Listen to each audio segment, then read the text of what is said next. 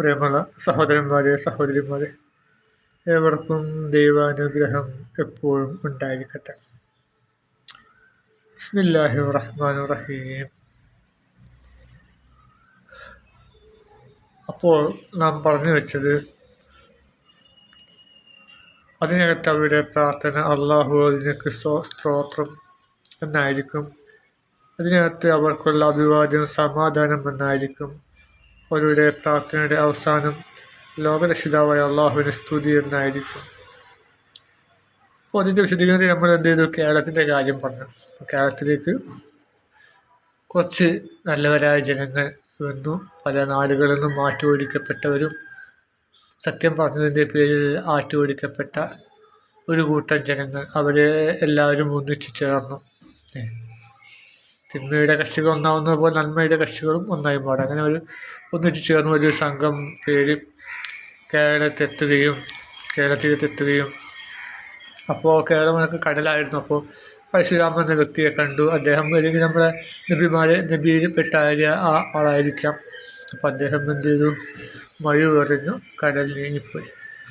മഴ വെച്ചാൽ മഴ മാത്രമേ കടൽ നീങ്ങിപ്പോകാൻ സാധ്യതയുണ്ട്. മൂസാ നബി വടി എറിഞ്ഞിട്ട് ഈ കടൽ പ്രവൃത്തിയാണ്. അപ്പോൾ മഴ പറഞ്ഞാലും മഹാന്മാരായ പല വ്യക്തികളും അവരുടെ കയ്യിലുള്ള ഉപകരണങ്ങൾ, കാര്യങ്ങളൊക്കെ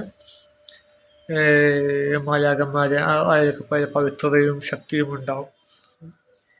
മഹാന്മാർ സ്ഥിരം ഉപയോഗിക്കുന്ന വസ്തുക്കൾക്ക് അവരുടെ സാമീപ്യം മൂലം ഒരു പ്രത്യേക ശക്തി ഉണ്ടാവും. മുല്ലപ്പൂമ്പൊടി ഏറ്റ് കിടക്കും, കല്ലിനുമുണ്ട് സൗരഭ്യം. അപ്പോൾ പിന്നെ അങ്ങനെ ഉണ്ടാവും. അപ്പോൾ പണ്ടൊരു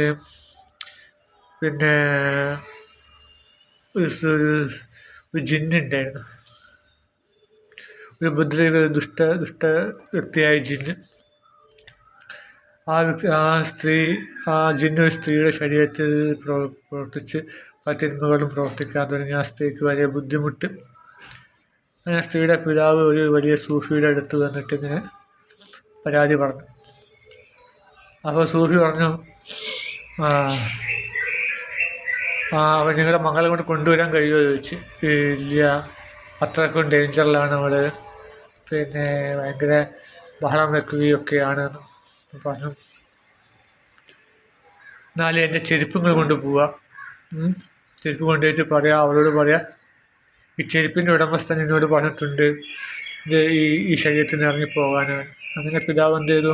ഈ സൂഫി ചെരുപ്പും കൊണ്ട് പോയിട്ട് ആ പെൺകുട്ടിയുടെ മുമ്പിൽ വെച്ചിട്ട് അവളുടെ ശരീരത്തിലെ ജിന്നിനോട് പറഞ്ഞു, ഈ ചെരുപ്പിൻ്റെ ഉടമസ്ഥൻ എന്നോട് പറഞ്ഞിട്ടുണ്ട് ഇവളുടെ ശരീരത്തിൽ ഇറങ്ങിപ്പോവാൻ. അങ്ങനെ അത് കേട്ട മാത്രമേ ആ ജിന്ന് അതിലെ ചെകുത്താൻ എന്ത് ചെയ്തു? അവളുടെ ശരീരത്തിൽ നിന്ന് ഇറങ്ങിപ്പോയി.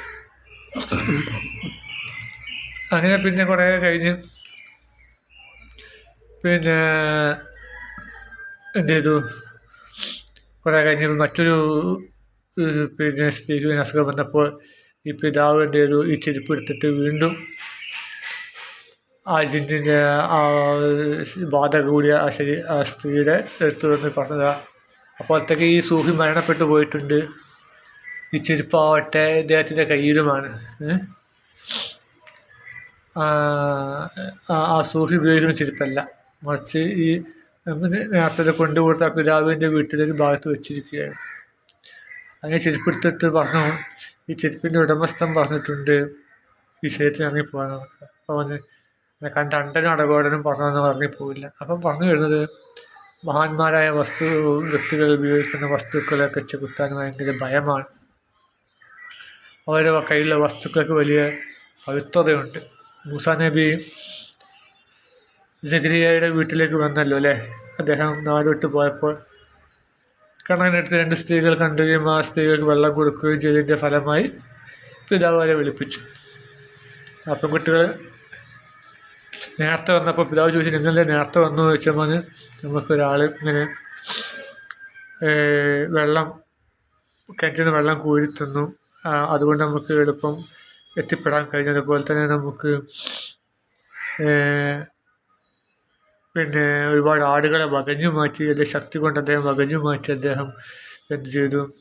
നമുക്ക് എളുപ്പം ആടിന് വെള്ളം കൊടുക്കാൻ കഴിഞ്ഞു എന്ന് പറഞ്ഞു. എന്ന് സ്ത്രീ പെൺകുട്ടികൾ പറഞ്ഞപ്പോൾ തന്നെ അവിടെ സംസാരത്തിലൊക്കെ ഒരു ആകർഷണീയത, ആ യുവാവിനോടൊരു ഇഷ്ടമൊക്കെ പിതാവിനെ മനസ്സിലാക്കാൻ കഴിഞ്ഞു. അങ്ങനെ പറഞ്ഞു അദ്ദേഹത്തെ കൊണ്ട് വിളിപ്പിക്കുകയും സമ്മാനം കൊടുക്കാനുണ്ട് എന്ന് പറയുകയും അങ്ങനെ വിവാഹം കഴിച്ചു കൊടുക്കുകയും ചെയ്തു. വിവാഹം കഴിച്ചു കൊടുത്തു കഴിഞ്ഞ് അല്പം കഴിഞ്ഞപ്പോൾ അദ്ദേഹത്തിന് വടി, ആടിനെ മേയ്ക്കാൻ വടി വേണമല്ലോ.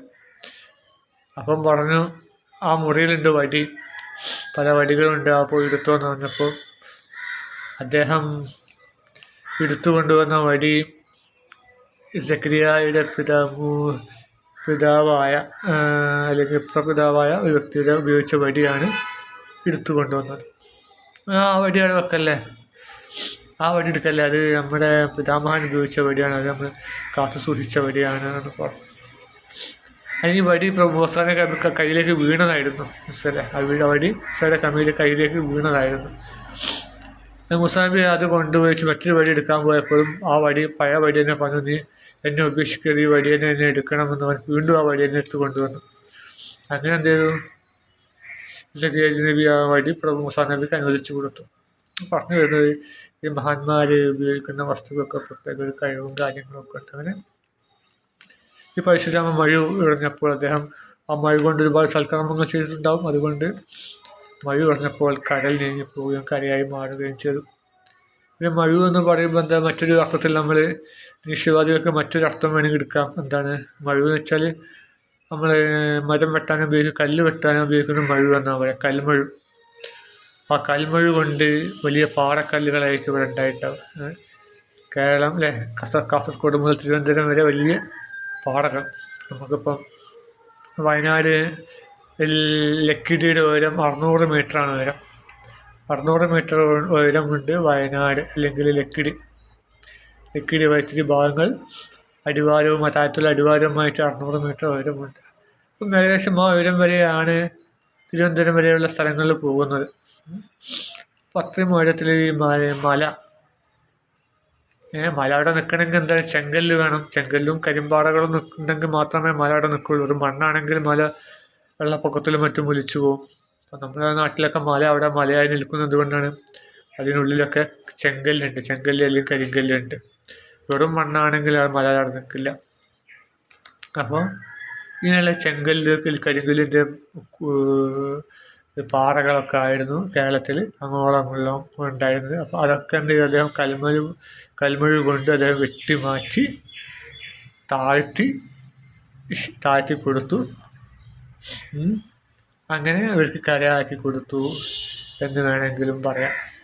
അപ്പം അതുകൊണ്ട് നമ്മുടെ പടിഞ്ഞാറ് ഭാഗത്തായതുകൊണ്ട് ഇങ്ങനെ മലനിരകൾ കൊണ്ട് നമുക്ക് മഴ കിട്ടുന്നത്. മനസ്സിലെ മഴമേഘങ്ങൾ തടഞ്ഞു നിർത്തിയിട്ട് മഴയായി പെയ്യുന്നത് ഇതുള്ളത് കൊണ്ടാണ്, വലിയ മലകൾ ഉള്ളത് കൊണ്ടാണ്. പഠനവും പ്രകാരം ഉരുണ്ടവും പ്രകാരമൊക്കെ അങ്ങനെ കിട്ടുന്നത് മഴയുള്ളത്. പിന്നെ മഞ്ഞും കിട്ടും, 6 മാസം മഞ്ഞ്. പ്രത്യേക ഒറ്റ സ്ഥലത്താണ് നമ്മൾ നിൽക്കുന്നത്. മനസ്സിലെ നമ്മൾ വല്ലാതെ ഡൽഹി ഭാഗത്ത് അല്ലെങ്കിൽ കാശ്മീർ ഭാഗത്തൊക്കെ പോയി കഴിഞ്ഞാൽ മഞ്ഞായിരിക്കും, ഭയങ്കര മഞ്ഞും താമസിക്കാൻ ബുദ്ധിമുട്ടുമായിരിക്കും. ഡൽഹി ഭാഗത്തൊക്കെ പോയി കഴിഞ്ഞാൽ അവിടെയും ഏകദേശം ഒരു ഉഷ്ണമായിരിക്കും. ഇപ്പം നമുക്കിപ്പം ഡെക്കാൻ പീഠഭൂമി ഉണ്ടല്ലോ, അപ്പോൾ ആ പ്രദേശത്തൊക്കെ എത്തുമ്പോൾ ഭയങ്കര ഉഷ്ണമായിരിക്കും. അപ്പോൾ താഴ്ത്ത് പോകുമ്പോൾ എന്ത് ചെയ്യും, നമുക്ക് മഴയും കാറ്റും വെയിലും ഒക്കെ ഒരു സമത്തിൽ കിട്ടും. പിന്നെ താഴത്തേക്ക് പോയി കഴിഞ്ഞാൽ വീണ്ടും തണുപ്പായി മാറും. അപ്പം അതുകൊണ്ട് എല്ലാം കൊണ്ടും ഭൂമിശാസ്ത്രപരമായിട്ടും ഒക്കെ നമുക്ക് നല്ല സ്ഥലം കിട്ടി നമുക്ക്. അതിന് കാരണക്കാരൻ പരശുരാമൻ അങ്ങനെ ചെയ്യാൻ കാരണം അള്ളാഹുവിൻ്റെ ഉദ്ദേശം നിമിത്തം. ഇപ്പം അള്ളാഹു ഇതിനു മുമ്പ് അറിവ് കൊടുത്തിട്ടുണ്ടാവും, ഇങ്ങനെ സത്യസന്ധരായ ജനങ്ങൾ വരുമ്പോൾ അവർക്ക് നീ ഈ സ്ഥലം കൊടുക്കണം എന്ന് അദ്ദേഹത്തെ കരാർ ചെയ്തിട്ടുണ്ട്. അങ്ങനെയൊക്കെ അദ്ദേഹം അവിടെ കാത്തിരുന്നതും ഇവർ വന്നപ്പോൾ അവർക്ക് സ്ഥലം കൊടുക്കുകയും ചെയ്തു. അപ്പോൾ നമ്മുടെ കേരളത്തിൽ വെച്ചാൽ ദൈവത്തിൻ്റെ സ്വന്തം നാട് എന്നാണ് പറയുന്നത്. അത് പറയുന്നത് വെച്ചാൽ വിദേശികളാണ് പറയുന്നത്. നമ്മൾ പറയുകയാണെങ്കിൽ പോട്ടെ കഴിക്കാം, വിദേശികൾ പറയുകയാണ് ദൈവത്തിൻ്റെ സ്വന്തം നാട് എന്ന്. അപ്പോൾ എന്തുകൊണ്ടാണത്? അത്രയ്ക്കും സുഖം ഇവിടെ കിട്ടുന്നുണ്ട്, സമാധാനം കിട്ടുന്നുണ്ട്. പിന്നെ നമ്മുടെ ഭരണാധികാരികളുടെ പിടിപ്പുകേട് കൊണ്ടാണ് ഇവിടെ പ്രശ്നങ്ങളും കാര്യങ്ങളും ഒക്കെ വരുന്നത്. പ്ലാസ്റ്റിക് മാലിന്യങ്ങളും മറ്റു മാലിന്യങ്ങളൊക്കെ റോഡിൽ നിക്ഷേപിക്കുക, മറ്റ് വ്യവസായ സ്ഥാപനങ്ങൾ അവരുടെ വിഷവസ്തുക്കൾ കടലിലേക്കും കായലിലേക്കും ഒഴുക്കുക. ഇതുകൊണ്ടൊക്കെയാണ് പിന്നെ എന്ത് അല്പം മോശമായി പോകുന്നത്. അല്ലെങ്കിലും അതുപോലെ തന്നെ പല കുന്നും മലയും ഇടിച്ച് താഴ്ത്തുക, മരങ്ങൾ വെട്ടി മുറിക്കുക, ഇതൊക്കെ നമ്മളെല്ലാം ചില സ്വാർത്ഥമോഹികൾ ചെയ്തുകൊണ്ടാണ് ആ സൗന്ദര്യം നഷ്ടപ്പെട്ടു പോകുന്നത്. പക്ഷെ എന്നിരുന്നാലും കേരളം എല്ലാം കൊണ്ടും സൗന്ദര്യമുള്ള നാടാണ്. കാരണം തനിയാണ് ഇവിടെ ഉണ്ടാവുന്നത്. എല്ലാ വൃക്ഷലതാദികൾ തനിയെ ഉണ്ടാവുകയാണ്. പക്ഷെ മറ്റുള്ള രാജ്യങ്ങളൊക്കെ പിടിപ്പിക്കുകയാണ്, അത് നട്ട് പിടിപ്പിക്കുകയാണ് ചെയ്യുന്നത്. അതും ഒരേ നിരയിലുള്ള ഒരേ വിഭാഗത്തിൽപ്പെട്ട സസ്യങ്ങൾ. ഇപ്പോൾ ജമന്തി ആണെങ്കിൽ അവിടെ ജമന്തി ഒന്നുമില്ല, അവിടെ ഓർക്കിഡൊക്കെ കാണാം. ഓർക്കിഡിൻ്റെ തോട്ടം നിരയായിട്ട് വെക്കുക. അപ്പോൾ അതിന് സൗന്ദര്യം ഉണ്ടാവില്ല. നമ്മുടെ നാട്ടിൽ പല പൂക്കളും കാട്ടുപൂക്കളും നീലക്കുറിഞ്ഞി അത് ഇതൊക്കെ ഇങ്ങനെ നമ്മളൊന്നും നട്ട് നടക്കാതെ അത് അവിടെ ഉണ്ടായി വളർന്നു വരികയാണ്, പുഷ്പിക്കുന്നു. അവിടെയൊക്കെ മറ്റ് പറവകളും പ്രാവുകളും മറ്റ് കിളികളും അത് തേനുകുരാൻ വരുന്നു, ശലഭങ്ങളും തുമ്പികളും തേനുകുരാൻ വരുന്നു, മത്സ്യങ്ങളുണ്ടാവുന്നു. അപ്പോൾ അങ്ങനെയൊക്കെ കാണുമ്പോൾ തന്നെ ഒരു മനസ്സിന് കുളിർമയാണ്. എവിടെ നോക്കിയാലും പച്ചപ്പാണ്. പക്ഷെ അവിടെ വിദേശ രാജ്യങ്ങൾ പച്ചപ്പ് സൃഷ്ടിക്കണമെങ്കിൽ നല്ലവണ്ണം പണം ചിലവാക്കണം. അപ്പോൾ അതുകൊണ്ട് തന്നെയാണ് ഇവിടെ ദൈവത്തിൻ്റെ സ്വന്തം നാട് എന്ന് പറയുന്നത്. അപ്പോൾ നമ്മുടെ നാട്ടിൽ ധാരാളം കായലുകളുണ്ട്. കായലുകൾ, കുളങ്ങൾ, തോടുകൾ, ഇതൊക്കെ കാണുമ്പോൾ തന്നെ തോടിൻ്റെ വക്കത്തൊക്കെ എല്ലാം പുഷ്പങ്ങൾ, കൈതക്കാടുകൾ, ഇതൊക്കെ കാണുമ്പോൾ നാനാത്വത്തിൽ ഏകത്വം പ്രത്യേക ഒരു ആനന്ദമാണ്. ഒരേ ചെടി തന്നെ നിരയായി പിടിപ്പിക്കുമ്പോൾ അതിന് വലിയ സൗന്ദര്യമില്ല. പക്ഷെ പല ചെടികളും പല രൂപത്തിലും വളരുമ്പോൾ പ്രത്യേക സൗന്ദര്യമുണ്ട്. അതുകൊണ്ടാണ് ദൈവത്തിൻ്റെ സ്വന്തം നാട് എന്ന് പറയുന്നത്. അപ്പം പറഞ്ഞു വരുന്നത് നല്ലവരായ ജനങ്ങൾ നമുക്ക് പരശുരാമൻ്റെ ഒരു മഴ പറഞ്ഞു കൊടുത്തു. അപ്പം ഇവിടെ സ്വർഗമായി മാറി അവർക്ക്, മനസ്സിലല്ലേ? അവർ നന്മ ചെയ്യുകയും അവരുടെ ജനങ്ങൾ, ആ നാട്ടിലെ ജനങ്ങൾ അവരെ ഒറ്റപ്പെട്ടു ചെയ്തപ്പോൾ അവരെന്ത് ചെയ്ത് തിന്മയുടെ സന്ധിയായില്ല. അവർ നന്മയുടെ ഭാഗത്ത് തന്നെ നിൽക്കുകയും അവരെന്ത് ചെയ്തു, ആ നാട് ഉപേക്ഷിച്ച് വരികയും ചെയ്തു. അപ്പോൾ അവർക്ക് മറ്റൊരു സ്വർഗം കിട്ടി. പറഞ്ഞു വരുന്നത് നമ്മുടെ ഭൂമി തന്നെയായിരിക്കും സ്വർഗം. അതുപോലെ തന്നെ നമ്മുടെ കേരളം സ്വർഗത്തിലേക്ക് പോകുന്ന ഒരു ഒരു അത്താണിയാണ് അല്ലേ? സ്വർഗത്തിൽ പോലെ കവാടമാണ് കേരളം, കാശ്മീർ അല്ലേ?